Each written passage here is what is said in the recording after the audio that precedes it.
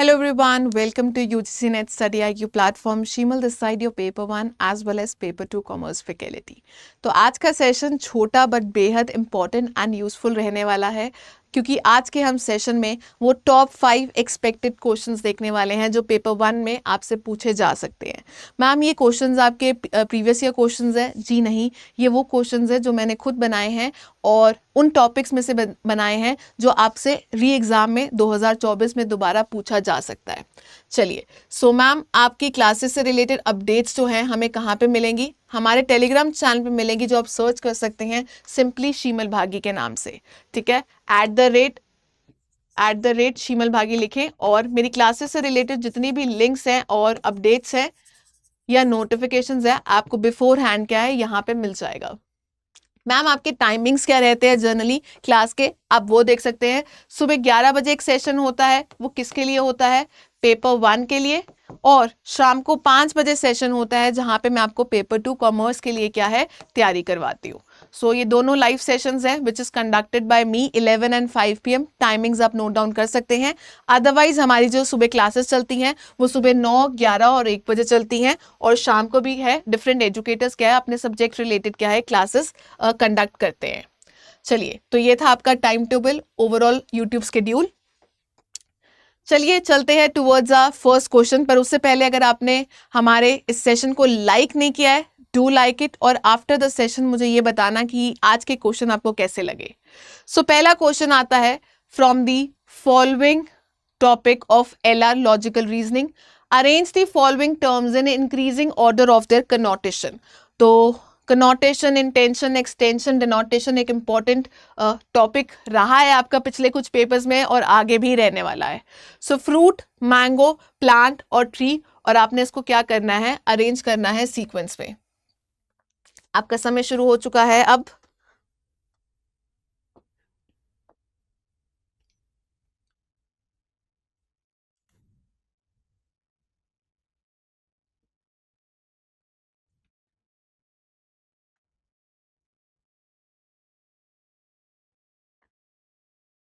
चलिए, समय यहाँ पे खत्म होता है। तो इस ट्रिक को सॉल्व करने के लिए मैंने आपको क्या बताया था? सबसे पहले तो आपको ये पता होना चाहिए डिनोटेशन और एक्सटेंशन क्या है, आपस में सेम यूज हो जाते हैं।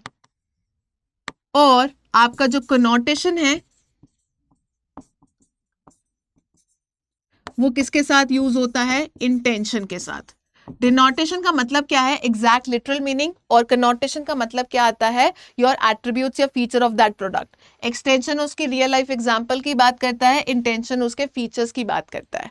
फाइन, चलिए, और इसको सॉल्व करने के लिए जहां पे बहुत बच्चे कंफ्यूज होते हैं, मैंने आपको एक ट्रिक बताई थी डाई की, डाई GS। ठीक है, DEII दैट इज GNS। ये क्या बात करता है? D किसको रिप्रेजेंट करता है? डिक्रीजिंग को। डिक्रीजिंग को। E किसको रिप्रेजेंट करता है? एक्सटेंशन को। ठीक है, उसके बाद I किसको रिप्रेजेंट करता है? इंक्रीजिंग को। और आपका I किसको रिप्रेजेंट करता है? इंटेंशन को। और GS किसको रिप्रेजेंट करता है? आपके जर्नल को। ठीक है, जर्नल। और S किसको रिप्रेजेंट करता है? स्पेसिफिक को। मैंने बोला था अगर आप सिर्फ इस स्टेटमेंट को याद कर लेते हैं तो आपको सब कुछ क्या है याद हो जाएगा। Decreasing extension, increasing intention, journal से स्पेसिफिक। अगर इंक्रीजिंग पूछा गया तो इसका उल्टा हो ही जाएगा। तो यहाँ पे क्या पूछा गया है? इंक्रीजिंग ऑर्डर ऑफ कनोटेशन, जो किसकी बात करता है? इंक्रीजिंग इंटेंशन की भी बात करता है। मतलब अगर डिक्रीजिंग एक्सटेंशन और इंक्रीजिंग इंटेंशन की बात करता है तो आपने हमेशा जर्नल से स्पेसिफिक की तरफ जाना है, G से S। और अगर आप इस क्वेश्चन को ध्यान से देखेंगे, सबसे जो जर्नल टर्म है क्या वो हमारी प्लांट आती है, जिसका मतलब क्या? एक पौधा, फिर वो पेड़ बनेगा, फिर वो फ्रूट देगा। और स्पेसिफिक क्या आ जाता है? मैंगो एक स्पेसिफिक फ्रूट आ जाता है। तो ये सबसे स्पेसिफिक टर्म आ जाती है। तो हमने C से शुरुआत करनी है और B तक जाना है। C से शुरुआत करनी है और B तक जाना है। ठीक है, तो इसलिए क्या हमारा जो राइट आंसर है क्या वो 4 होना चाहिए था? जी हाँ। चलिए नेक्स्ट क्वेश्चन चलते हैं। नेक्स्ट क्वेश्चन आता है पीपल डेवलपमेंट एनवायरनमेंट से इम्पैक्ट ऑफ पोल्यूटेंट्स और उसके इफेक्ट्स क्या रहते हैं ह्यूमन बॉडी के ऊपर। ये टॉपिक हमेशा आपको एग्जाम में देखने को मिल जाता है। So again this question is made by me. Match the toxicants with its primary effect on the body, lead, benzene, carbon monoxide and mercury, और क्या इफेक्ट करते हैं respiratory system, nervous system, cardiovascular या फिर renal system. And your time starts now.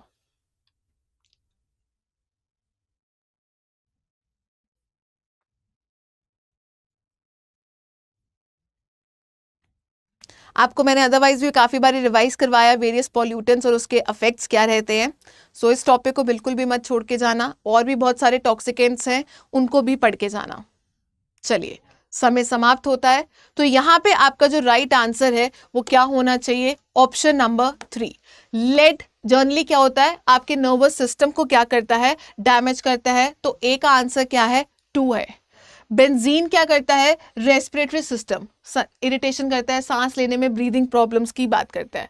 Carbon monoxide किसकी बात करता है? कार्डियोवैस्कुलर सिस्टम में, क्योंकि एक साइलेंट किलर है। ठीक है, जो कार्बन मोनोऑक्साइड है वो आपके ब्लड के अंदर क्या है? स्ट्रॉन्ग एफिनिटी है, मिक्स कर जाता है, जो ऑक्सीजन कैरिंग कैपेसिटी है उसको रिड्यूस करता है, खत्म करता है, तो जिससे क्या है डेथ भी हो जाती है।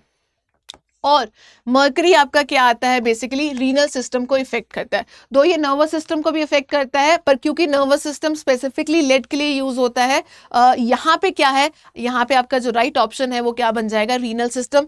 और इसी से हमारा जो ऑप्शन है वो क्या बनता है? Option number 3। I hope so it is clear.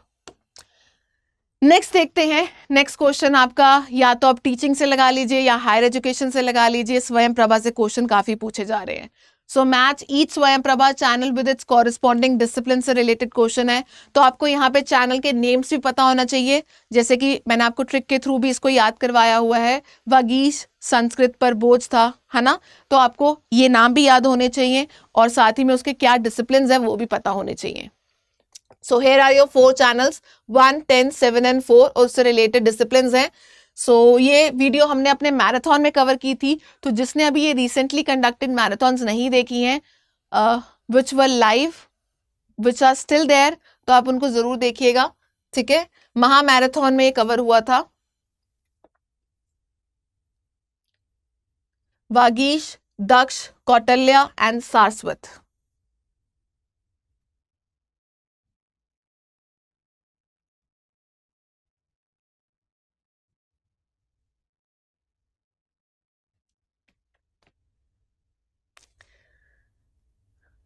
चलिए समय समाप्त होता है, और आपका जो राइट आंसर है वो क्या आता है? Option number 2।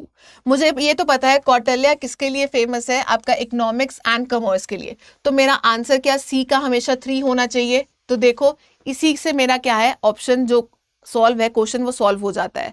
वागीश आपका जो चैनल नंबर 1 है वो किसके लिए अप्लाई होता है? ह्यूमैनिटीज, लैंग्वेज और लिटरेचर के लिए यूज होता है। देन आपका जो चैनल नंबर 10 जिसको नाम दक्ष के नाम से जाना जाता है वो अप्लाइड साइंसेस के लिए यूज होता है। कौटिल्य मैंने आपको बता दिया इकोनॉमिक्स, कॉमर्स या फाइनेंस से रिलेटेड होता है, और सारस्वत किससे है? एजुकेशन एंड होम साइंस से रिलेटेड है। सो आपने जितने भी ये 10 चैनल्स हैं स्पेसिफिकली जिनके नेम्स हैं और उससे जो रिलेटेड डिसिप्लिन है उनको जरूर कवर करते हुए जाना है। नेक्स्ट देखते हैं टीचिंग एप्टीट्यूड से क्वेश्चन आता है। Which of the following statements accurately describe the differences between the explicit and the implicit memory? तो ये क्वेश्चन भी हमने अपनी मैराथन में किया था। अगेन आप महा मैराथन को रेफर कर सकते हैं। Statement 1, explicit memory involves conscious recollection of facts and events, while implicit memory operates unconsciously and involves skills and habits. Statement 2 क्या कहती है? Semantic memory is a type of explicit memory that stores general knowledge and facts, whereas procedural memories is a form of implicit memory associated with the skills and procedures. So क्या statement सही है, क्या गलत है, आपने वो बताना है, और आपका समय शुरू होता है अब।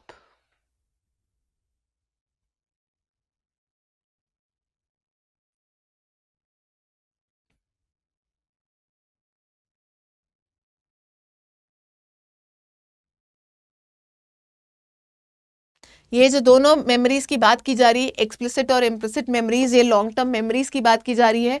लॉन्ग टर्म मेमोरीज स्टेटमेंट 1 भी सही कहता है कि एक्सप्लिसिट मेमोरी वो होती है जो आप कॉन्शियसली अवेयर होते हो, ठीक है। दो तरह की मेमोरी होती है, episodic and your semantic memory. Episodic personal experiences की बात करता है, सिमेंटिक फैक्ट्स एंड इवेंट्स या जनरल नॉलेज की बात करता है।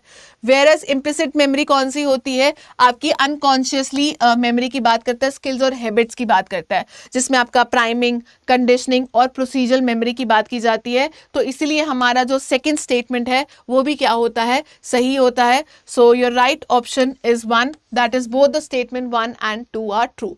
तो ये आपके जून 2023 में भी ऐसा क्वेश्चन आया था, सिमिलर क्वेश्चन।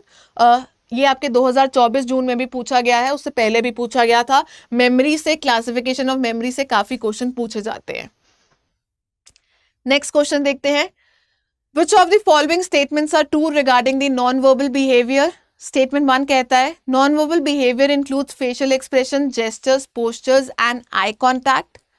Statement 2 क्या कहता है non-verbal behavior is always culturally universal and interpreted the same way across all societies. Statement 3 क्या कहता है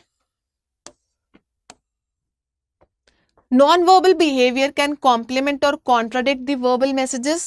और स्टेटमेंट 4 क्या कहता है non verbal behaviour primarily involves spoken language. तो आपने से इसमें बताना है कौन सी बातें सच है और आपका समय शुरू होता है अब। तो आपको पता है नॉन वर्बल बिहेवियर आपका एक इंपॉर्टेंट टॉपिक है कम्युनिकेशन से, जहां से क्वेश्चन आपको पूछे ही जाते हैं।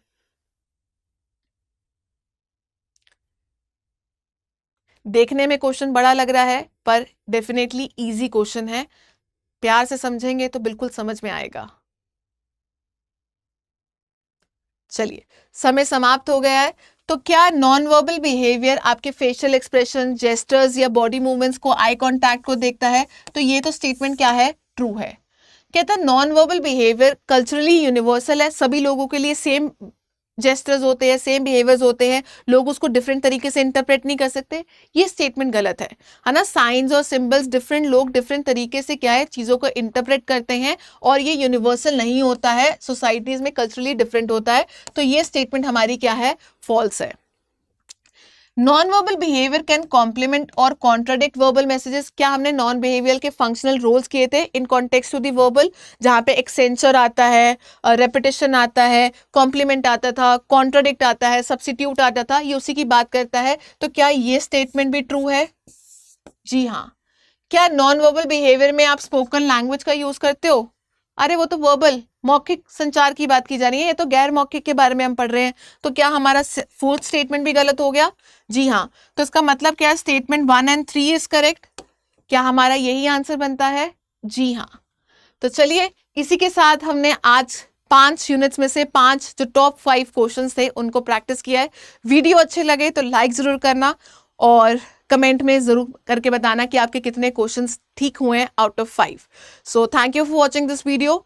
Do like it, do share it, do comment me, and मेरे चैनल में आप जुड़ सकते हैं थ्रू दिस लिंक या फिर थ्रू दिस बारकोड या फिर डायरेक्टली सर्च कर सकते हैं। Thank you so much, have a nice day.